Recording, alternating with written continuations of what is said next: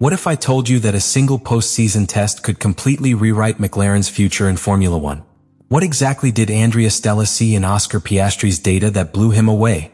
And why did Lando Norris, the new world champion, leave Yas Marina with more questions than answers? The season was over. The championship already had an owner, Lando Norris. McLaren were at the top, but as in modern Formula One, there is no real rest. Just 2 days after the last race on the calendar, the teams moved back to the asphalt of the Yas Marina circuit to carry out the long-awaited post-season test. The focus, officially, was on the 2026 tires, as Pirelli had to collect data on the new compounds. However, within the McLaren team, this test had a second, much more important intention: to accurately measure the fitness of its two drivers under technical conditions completely different from those of the champion car. From the beginning of the day, something caught our attention in the McLaren garage. Oscar Piastri looked more relaxed than in the last races of the season, where the pressure of the fight for the championship seemed to have affected him. Concentrated, methodical, the Australian got into the car without great gestures, but with renewed determination. And that's when he began to build a narrative that no one expected. Lap after lap, Piastri was not only fast but extraordinarily consistent. His time of 1 minute and 26.099 seconds, recorded in the second half of the day, placed him 10th among all drivers, surpassing Norris, who finished 12th. But the numbers alone didn't tell the whole story. McLaren engineers, reviewing the telemetry of Piastri's car, detected surprising patterns. While Norris showed competitive times, his driving with the 2026 tires showed an adaptation process still underway. Piastri, on the other hand, seemed to have anticipated the technical demands of this new construction. It was as if his driving style, which had been his Achilles heel in low-grip conditions in 2025, had been transformed into his strength with the new compounds. The data showed a constant progression in their turns, with minimal margins of variation. Degradation was low, cornering stability was high, and its thermal management with the new tire impressed the entire technical department. Andrea Stella, in private, did not hide her surprise. According to internal team sources, his words were clear: Oscar has done more than adapt. He has understood the tire before we did. What seemed to be a routine test became a quiet but profound turning point. For the first time since his promotion to F1, Piastri not only caught up with Norris. It was surpassing him in the most critical area for the evolution of a car, the initial development phase. Piastri's session was clinically accurate. There were no errors. He completed 85 laps, the second highest mileage among the starting drivers on that day, with a total of 448,885 kilometers traveled. What struck the most was not the speed itself, but the sophisticated reading he made of a car in transition. His aggressive style, which previously caused problems in unpredictable conditions, had become fluid, compatible, optimized. Braking was cleaner, cornering smoother, and corner exit traction more stable than ever. Lando Norris, meanwhile, maintained a professional stance. But those who know him noticed an unusual reaction. He knew it wasn't just a test. He had also read the data. And for the first time in many months, perhaps since before the European summer, he felt that his leadership within the team was being challenged, not by his own mistakes, but by the technical growth of his teammate. The margins that previously benefited him were blurred. The difference in technical understanding of the new tires now seemed to favor Piastri. This test, although brief, reordered the internal hierarchies. Stella and her engineering team were faced with a more complex decision than they imagined.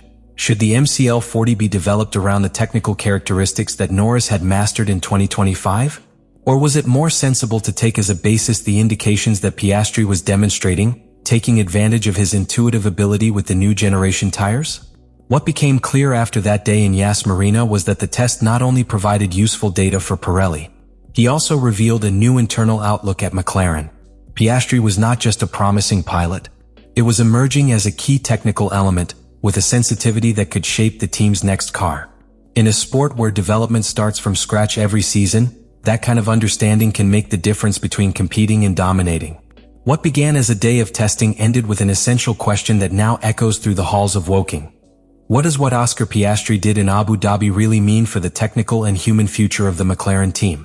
The data was unequivocal, as were the internal reactions. But the true transformation that took place that day goes far beyond a timetable or a telemetric comparison. It is a paradigm shift that touches the deepest fibers of how technical leadership is conceived in a modern Formula One team. Andrea Stella, an engineer who has passed through generations of F1 talent, is not someone who is easily impressed. His approach has always been methodical, rational, guided by data and patterns. But this time there was something different. In the technical meeting after the test, Stella acknowledged to her team that Piastri had shown an unprecedented ability to anticipate the behavior of the car. What they saw in the sensor logs was more than pure speed. It was a deep reading of the car's balance, an advanced understanding of the behavior of the new compounds, and seamless execution in areas of the circuit where many others made mistakes or showed significant oscillations in traction and lateral loading. In the end, what happened in the Abu Dhabi test was not a simple technical anecdote. It was a silent but powerful message. Piastri has reached a new level. And McLaren, whether he likes it or not, will have to rethink how he distributes his trust, his resources, and his development. What is at stake is not just the competitiveness of the next car. It is the emotional, technical, and strategic balance of a team that has returned to the top, but that now must decide how to stay there without fracturing inside. The Abu Dhabi test in December 2025 was not simply another day of work. It was the starting point of a new stage at McLaren. A stage where there is no longer a dominant pilot and another in training. Now there are two figures with legitimacy, with proven talent, and most importantly, with solid technical arguments to aspire to lead the development of the car. Oscar Piastri has stopped being the promising young man to become a real threat to Norris' internal throne.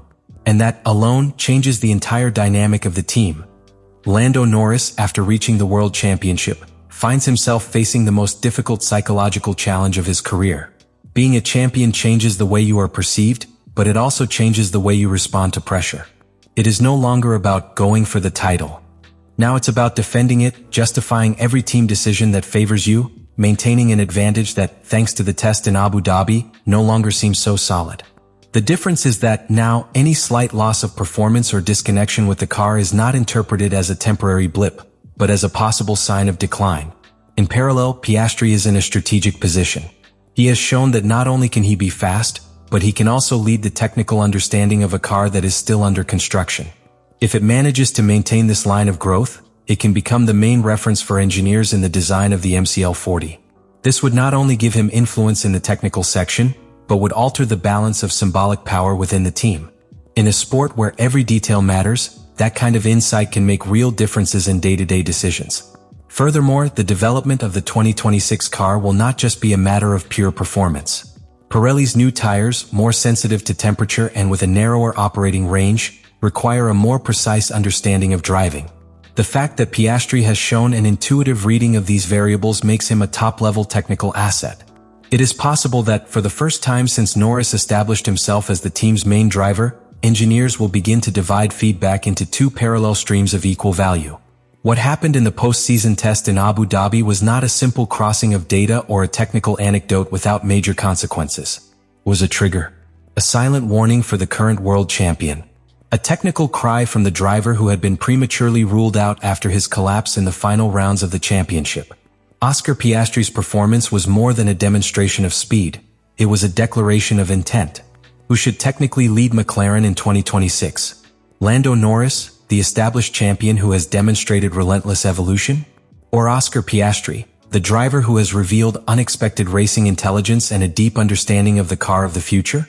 Are you seeing a quiet era change within the team, or just an isolated chapter that will be absorbed by Norris's consolidated power? Leave me your opinion in the comments what you think about all this.